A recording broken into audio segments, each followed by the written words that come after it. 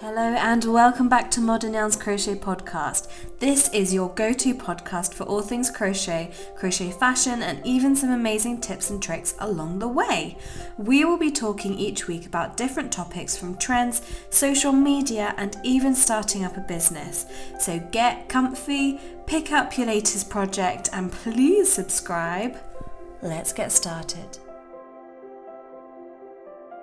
So today's topic is probably the most asked question when it comes to changing your crochet hobby into a business, and that is all to do with pricing.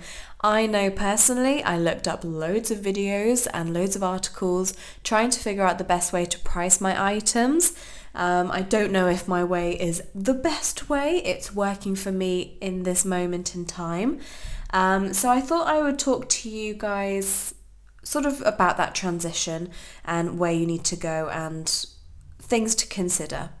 So first of all, when it comes to transitioning, it usually happens either you've made something small and you feel like you can smell it for like a decent price, maybe a pair of earrings and you can sell them on for like £30 or euros or dollars, and that feels reasonable, right? So you feel comfortable asking people for that amount for what you've produced.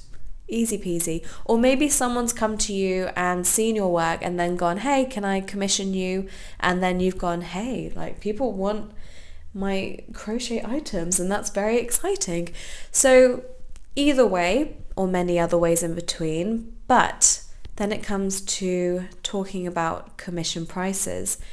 And when you're a beginner, it can be really difficult because you have no idea how long a certain piece takes for you to make. You don't have that experience yet, and that is totally understandable. So it can be really, really confusing at the beginning, for sure. And even, a few years in, I still get very confused or just unsure. So all I can say is keep crocheting. We're very lucky that it's a very cheap business to set up. You need a hook, maybe a set of hooks, and then the yarn. What I find interesting as well is when it comes to commissions, it doesn't really matter the kind of materials you use. And let me explain a little bit further because that doesn't sound right.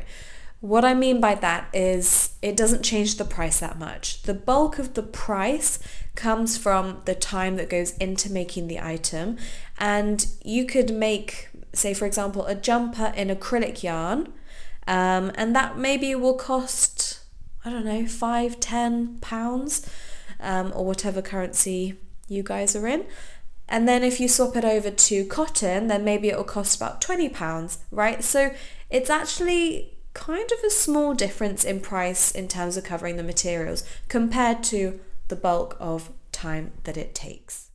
Personally, what I feel is fair to myself is I will charge for obviously the cost of materials, and then an hourly rate. So I've been able to figure out an hourly rate through experience. So I know that this stitch takes this amount of time and this size of piece takes this amount of time. You know what I mean? So that definitely helps in terms of me trying to come up with an idea for price. And I stick to that price. Sometimes I may be short selling myself, but that's no one's fault but my own. So if you feel like you really don't want to even risk short selling, then charge extra. And if it turns out to be less time, then go ahead and give them a discount, So that is my method. Many people are, doing it just for a hobby and they can make a bit of pocket money on the side, and that's totally fine. But it does kind of undercut people who are trying to make a business and a full-time income from crocheting, because obviously they are not really worried. They're doing it in front of the telly in the evenings, and so it's sort of just like, hey, I got a bit of money for this, that's awesome. Whereas there are other people out there who, rely on every hour because that is their work day. You know what I mean? So there is a really difficult boundary that does get crossed, But stay true to yourself is all I can say. People will come to you and they will pay you the price that you are offering. I would also personally not offer a discount because that's my work and I care a lot and I feel like I price it fairly. And so, yeah, a lot of hours go into it, a lot of love, a lot of time, and also by now a lot of skill and expertise. So again, I'm not worth that low of a price or even just a discount. It's not part of my brand. You are very welcome to disagree with me with that, and I'm not saying I will never ever offer discounts, but yeah, that is where my head is at right now, and it is working for me. My biggest piece of advice, my most practical piece of advice would be write patterns, please. It's been a game changer for me because I love making myself clothing, and then I will post pictures of that. If people want a commission of that piece, amazing.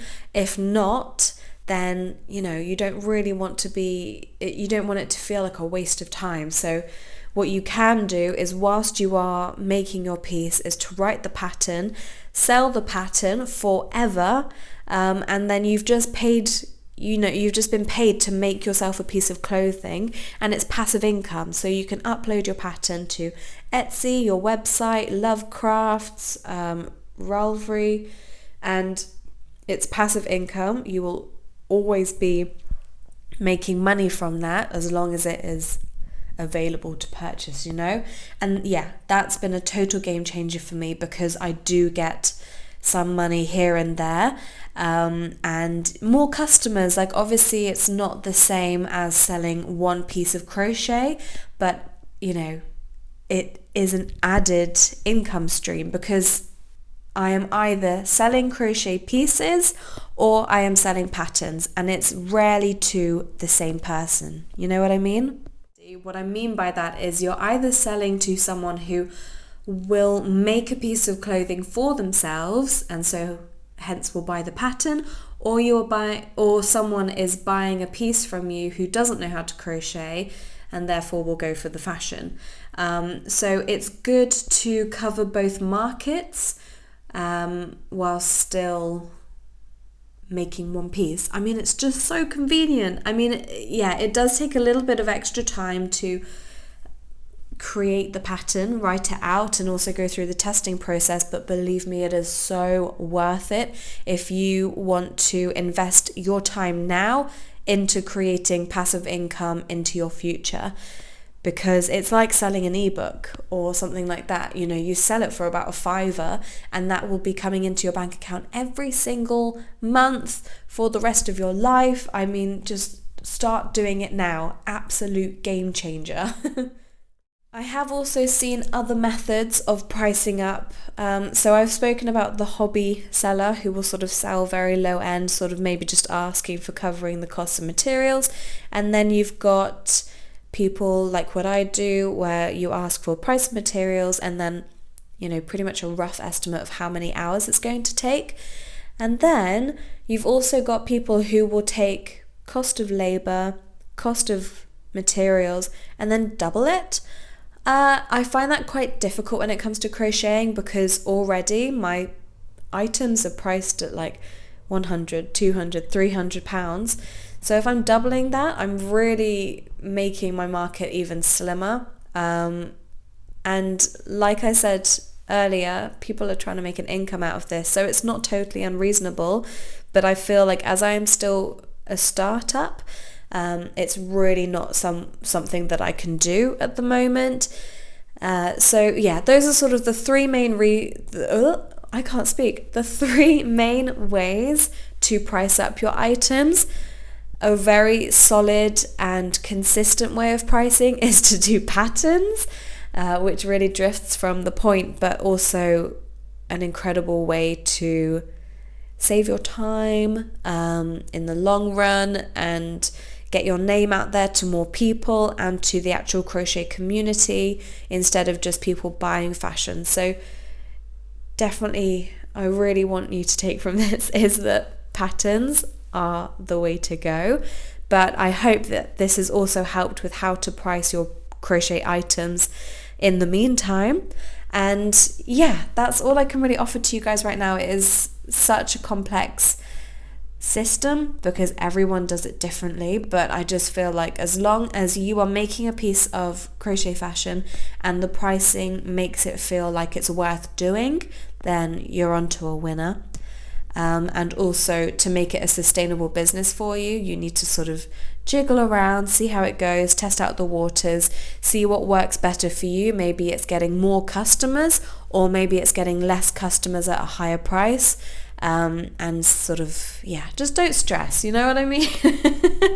Don't stress about the amount of hours that go into it, because you cannot change that unless you are a super speedy crocheter. Then that's a brilliant for you and your customers. But I haven't met many super duper speedy crocheters. Maybe that's something that we need to look into for the Guinness World Record book. That would be a big money market. But anyway, guys, thank you so much for letting me dive into one of my favorite topics and chat away. I will see you guys in the next episode of Modern Yarns Crochet Podcast, but please don't go away just yet. I want to say a massive thank you, and please, if you've enjoyed this, check out the last podcast episodes and also subscribe, because that would be wonderful to know that you guys are listening and potentially even enjoying what you're listening to.